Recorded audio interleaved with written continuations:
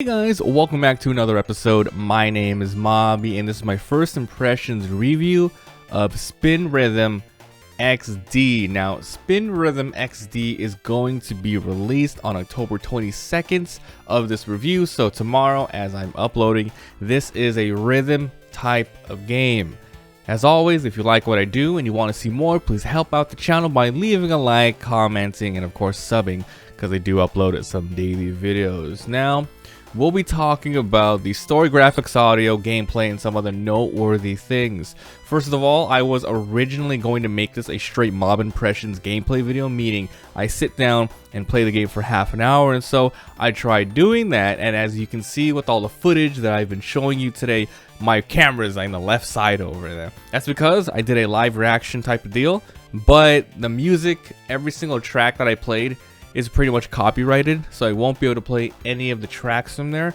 I will be able to tell you at least what it sounds like. So let's start with everything. Story, it's no story. It's an arcadey type of game. I can tell you all the different modes they have. Let's start with that. They have an arcade mode where it's pretty much a free play type of deal. You jump into a track and you play the rhythm game, and if you lose a certain amount, if you miss a certain amount of beats before you can recover it, you lose, and that's it. It's not like a DDR thing where you play like 3 to 5 tracks and then credits roll and then you put in your thing and then you put in your name and stuff like that. It's just a free play. That's pretty much it. There's also a daily song where you pretty much get one chance to put in your score on a leaderboard. And then there is an editor mode. I messed with this very slightly. Editing mode in rhythm games are not really like my interests, so I just quickly looked at it, and they had a little prompt when I opened it up, said this is a very early access editor, you know, please take it at face value, just like chill with it. So I looked at it. It looks a little convoluted, just a little bit, but pretty sure if you like the game and the different mechanics, you might get into that, because these games mechanics are pretty awesome. Right, and then there's the options. They have some pretty okay settings for, like, you know, messing with mouse and keyboard, using a MIDI attachment controller, using a gamepad controller, which I did try 2 different controller layout schemes, and I'll tell you which one's the best one.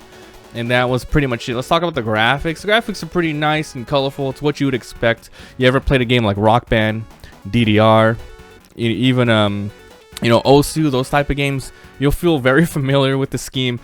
You know, even with the strange new mechanics it has of how you press and hit the beats, it's you know, it's a simple track game. Notes come flying at you. You have to hit it to get the music going, etc. The audio in this game, so the audio and gameplay are what you really want to care about with these type of games. The audio is pretty good. I wish I can show you, but it's all copyrighted, right? But well, maybe I can quickly go inside and let you know. Here it is. On the Steam page, it says 30 over 30 of the juiciest beats in the known universe. So you got stuff from Nitro Fun, Hyper Potions, Subtact, Panda Eyes, Terminite, Anomaly, Tut Tut Child, Peg Board Nerds, Tristram, Bracken, Maxo Tokyo Machine, Douglas, Holmquist, Kitty, Rogue, CJ, Biocratic, 2 Melon, and more. Now, I just said a bunch of random names where they're not like Billboard artists or anything like that. A lot of them are probably internet personalities and you know, like indie music people. I never heard of any of them, but a lot of it sounds upbeat, almost like a track that you would hear on DDR. Very upbeat, sometimes electronic, sometimes a little retro, sometimes a little EDM, high octane kind of, you know, beats like that. So audio, pretty good. Everything sounds great. When you miss a beat, you hear the audio drown out. So that, you know, that's probably like the biggest thing. Alright, gameplay. This is the best part about the game, and I'm gonna tell you why. First of all, I tried using a PS4 controller and using a keyboard and mouse. And I have to say, from playing with 2 of those, keyboard and mouse is what you want to play with if you want to be precise. If you're gonna play the game on easy and normal, you can do with the remote, with the gamepad here. But there are some sections where you have to do some really quick movements, and you can't get that precision with the gamepad, and I highly recommend keyboard and mouse. So with that being said, let's talk about how the game plays with the keyboard and mouse. Notes come flying in. how do you hit it? You pretty much have a couple of different moves. First of all, you can control the wheel. If you left click with your mouse, you have to hold it down. Your wheel is going to be movable from red to blue, and you control the wheel. It just alternates red and blue the whole time, and you spin the wheel around. A red note comes in, small little tiny red notes, small little blue notes. All you have to do is match the wheel color to it. You don't have to press a button. You just have to have it moving towards it. So, you know, you might just like slowly move it back and forth, quick swap it. So it's pretty simple in that regard, but then they start mixing up some other different type of notes. So there's little tiny ones I mentioned where you just have to hover over it. There are solid bricks of the color red or blue where you have to click on it. So you have to hold down, click, and move the wheel around, and then you have to let go and click again as soon as a brick pops up. So you're gonna get a huge amount of mix of bricks and balls. I'm gonna call them bricks and balls. There are other things where it's a spin move, which is really nice, probably one of the most satisfying moves you can do on this game, where it has, you know, just like a row of arrows going left, a row of arrows going right on the track. You have to grab the wheel, click, and let go, and freaking swipe, flick your mouse in that direction, and then it does like spin move.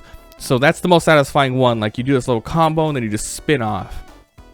There's another move that they add, but you cannot do this on easy or normal mode.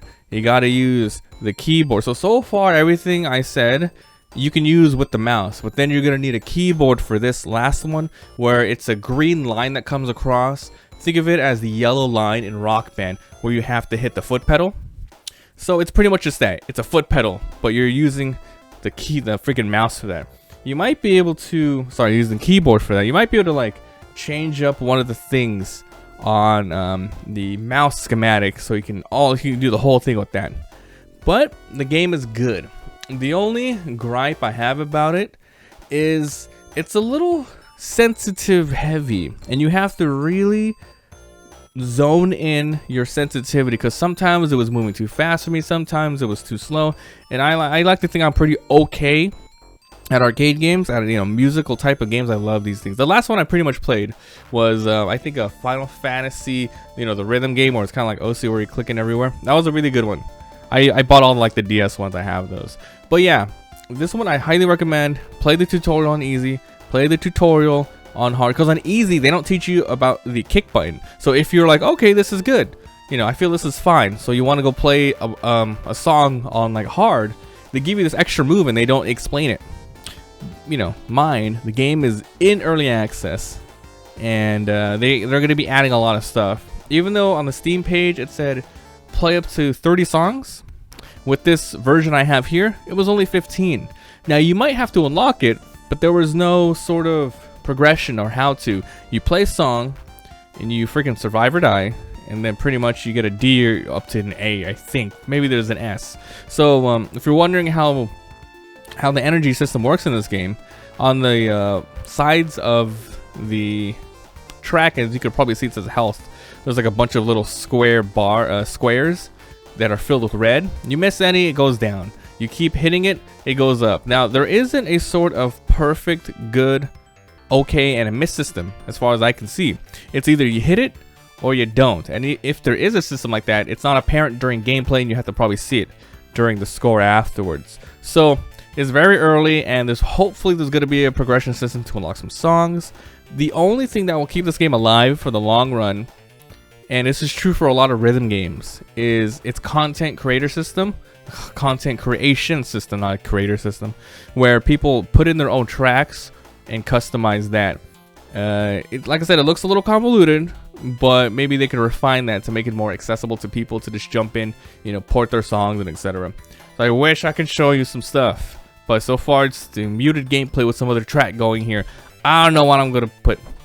So I'm gonna end it here. If you guys enjoyed, leave a like. It helps a lot. If you haven't already, sub for daily videos. If you guys have any questions about this game, please comment below, and I'll try my hardest to answer it. I'm gonna play a couple more tracks tonight before I go to sleep, and then we'll see what happens. But yeah, the game's fine. It's satisfying.